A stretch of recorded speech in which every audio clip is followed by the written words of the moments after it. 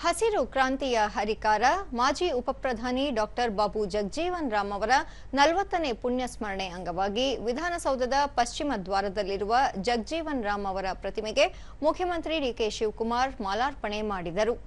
ಈ ಸಂದರ್ಭದಲ್ಲಿ ಉಪಮುಖ್ಯಮಂತ್ರಿ ಡಾಕ್ಟರ್ ಜಿ ಪರಮೇಶ್ವರ್, ಸಚಿವ ಕೆಎಚ್ ಮುನಿಯಪ್ಪ, ಶಾಸಕ ರಿಜ್ವಾನ್ ಅರ್ಷದ್ ಸೇರಿದಂತೆ ಮತ್ತಿತರರು ಉಪಸ್ಥಿತರಿದ್ದರು.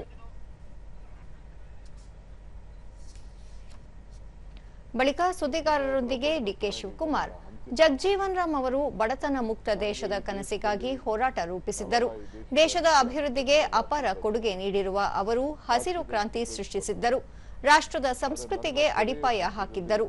ತಮ್ಮದೇ ಆಚಾರ ವಿಚಾರದ ಮೂಲಕ ಹಲವು ರೀತಿಯಲ್ಲಿ ಮಾರ್ಗದರ್ಶಕರಾಗಿದ್ದರು ಎಂಬುದಾಗಿ ಜಗಜೀವನ್ ರಾಮ್ ಅವರ ಸೇವೆಯನ್ನು ಸ್ಮರಿಸಿದರು. ರೈತರ ಬಗ್ಗೆ ವಿಶೇಷ ಕಾಳಜಿ ಹೊಂದಿದ್ದ ಬಾಬು ಜಗಜೀವನ್ ರಾಮ್ ಅವರು ದೇಶದ ಸಂಸ್ಕೃತಿಗೆ ಅವರದೇ ಆದ ಅಡಿಪಾಯ ಹಾಕಿದ್ದರು. ಬಡತನ ಮುಕ್ತ ಭಾರತ ನಿರ್ಮಾಣ ಮಾಡಬೇಕು ಎನ್ನುವ ಸಂಕಲ್ಪದಿಂದ ದೇಶದಲ್ಲಿ ಹಸಿರು ಕ್ರಾಂತಿಗೆ ಆದ್ಯತೆ ನೀಡಿದ್ದರು. ಬಾಬೂಜಿ ಅವರು ದೇಶಕ್ಕೆ ಕೊಟ್ಟ ಕೊಡುಗೆ ಅಪಾರವಾಗಿದ್ದು ಅವರ ಆದರ್ಶಗಳನ್ನು ಎಲ್ಲರೂ ಪಾಲಿಸಬೇಕಾಗಿದೆ ಎಂದರು. ರಾಜೀವ್ ಗಾಂಧಿ ಅವರು ನಮಗೆಲ್ಲ ತಿಳಿಸಿದರು. ನನ್ನ ತೈನ ಭಾವಚಿತ್ರ ನಾವೆಲ್ಲ ಗುಂಪಲ್ಲಿ ಕೂತಿರುವಂಥದ್ದು ಅನೇಕ ನಮ್ಮ ಯೂತ್ ಕಾಂಗ್ರೆಸ್ ಲೀಡರ್ಸ್ ಎಲ್ಲ ಕೂಡ ಇದೆ. ಹಂಗೆ ಬಾಬು ಜಗಜೀವನ್ ರಾಮ್ ರವರು ಈ ದೇಶಕ್ಕೆ ಕೊಟ್ಟ ಕೊಡುಗೆ, ಕಾಂಗ್ರೆಸ್ ಪಕ್ಷದಲ್ಲಿ ಇದ್ದಂಥ ನಿಷ್ಠೆ